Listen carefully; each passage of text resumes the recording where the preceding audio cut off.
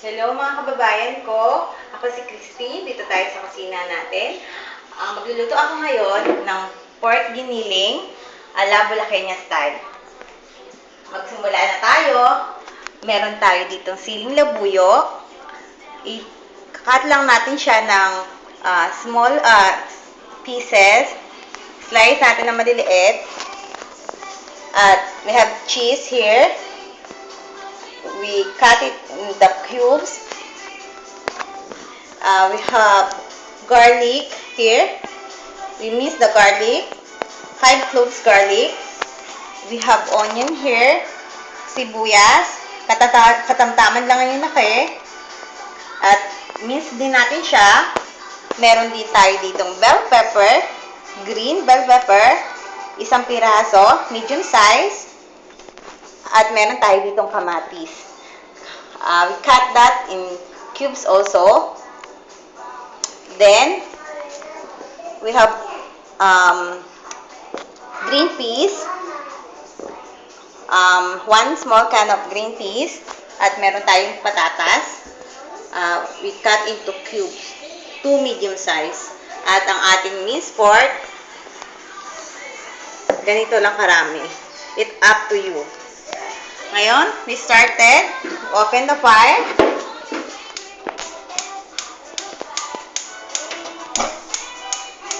Make it slow. Make it hot. Make it hot, the heat. High heat para siya mag-init. At pag mainit na siya, pwede na natin lagyan ng mantika. Only little.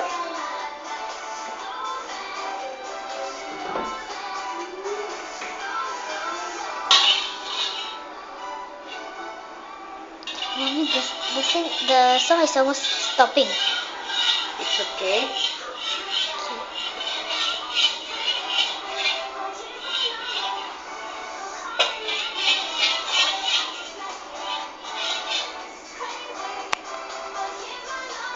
Ngayon, nalagay na natin yung garlic natin.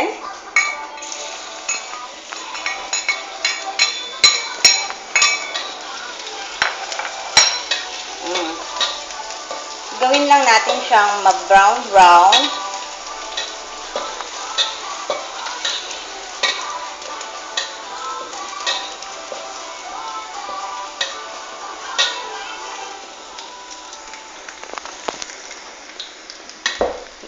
Gawin lang natin siyang ma-brown. Pag brown na siya, amoy pa siya.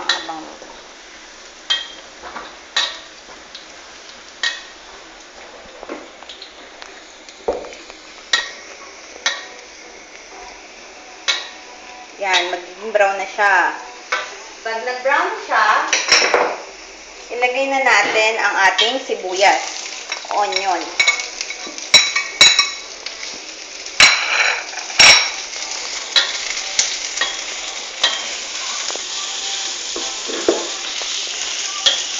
Kailangan din, kasi maraming sibuyas, siya yung masarap talaga yung lasa niya pag maraming sibuyas.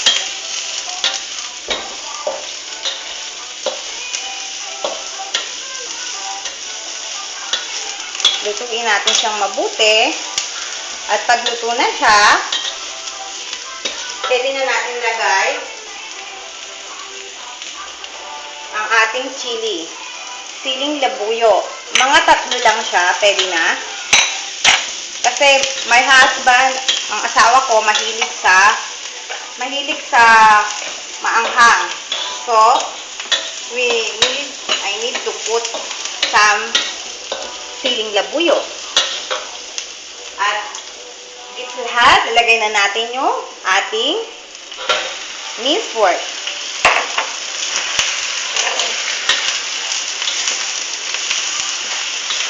Kailangan natin siyang maging brown.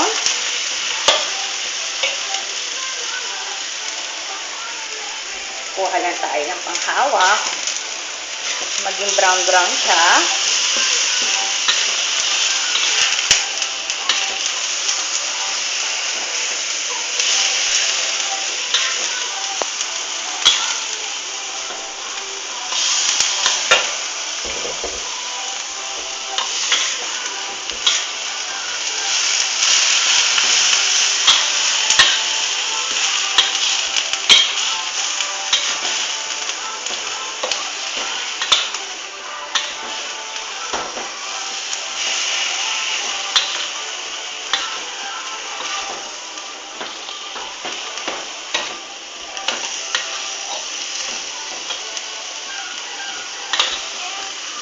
Haluin natin siyang mabuti.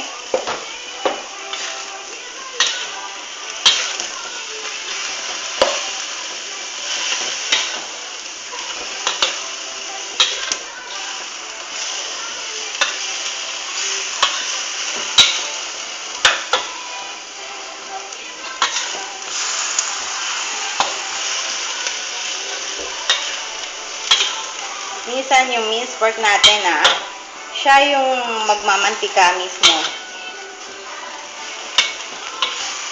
Kaya hindi natin kailangan ng maraming mantika.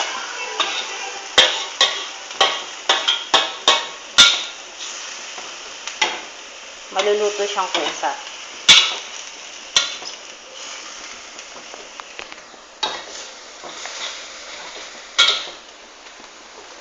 Then, ilagay natin ang ating tomato, kamatis.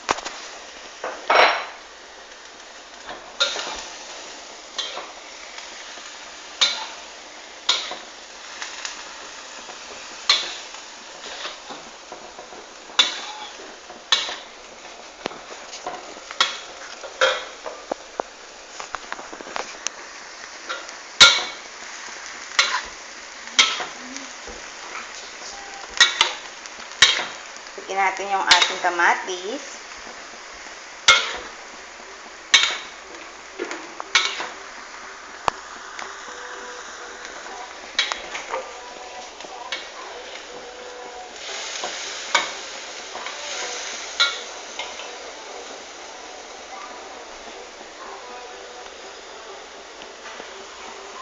Lagyan na natin yung ating keso para mag-melt siya.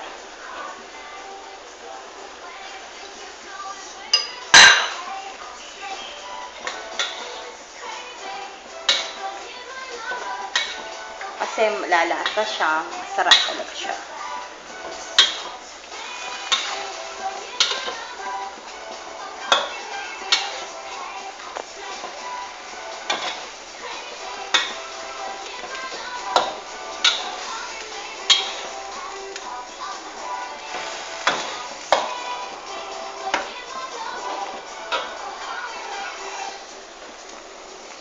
Ilagay natin yung gulay natin, ang ating patatas,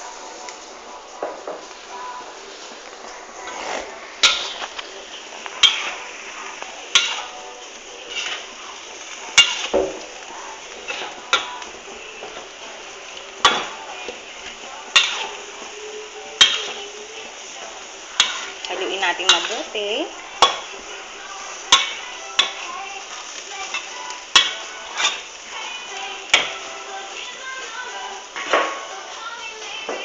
At ang ating green peas.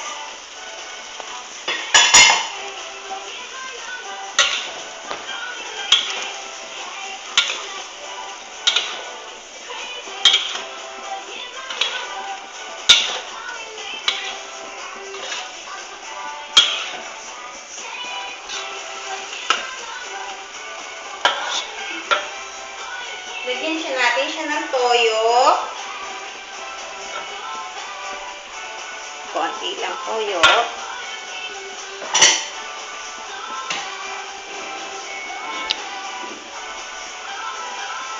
Para lang may kulay siya.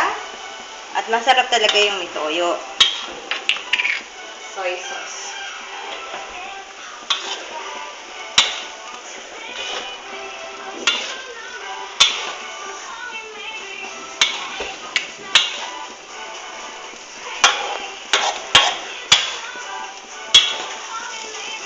Kita na natin yung ating pork giniling.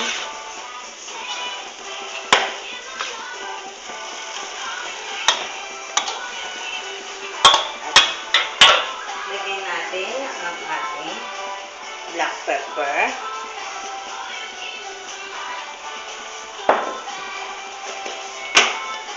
A little bit of salt.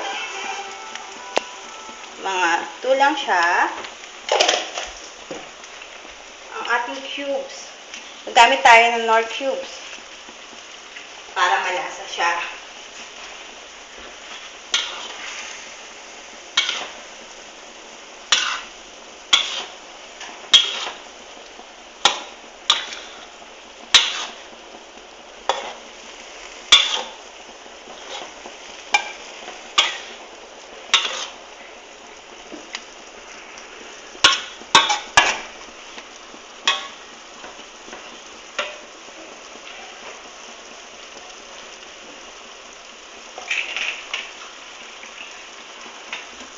Lalagyan natin siya ng konting tubig.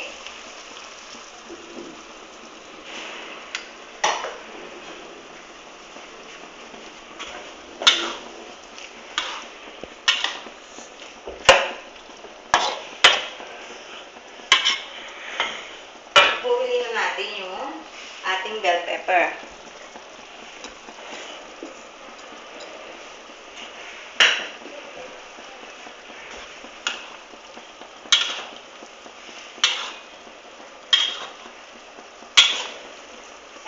Mag-a-add siya ng sweetness ang ating bell pepper.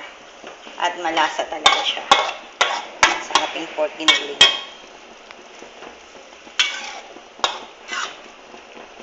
Isisimmer lang natin siya.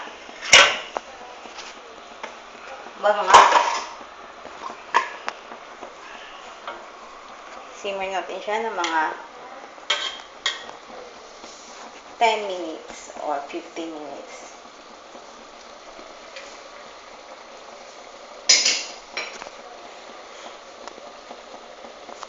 Okay.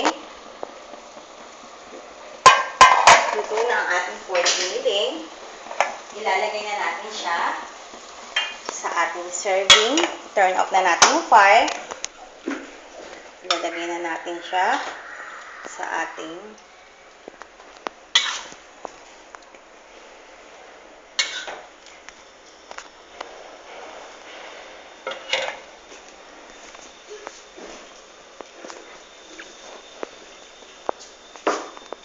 at eto na ang ating pork giniling ala Bulaqueña. Thank you for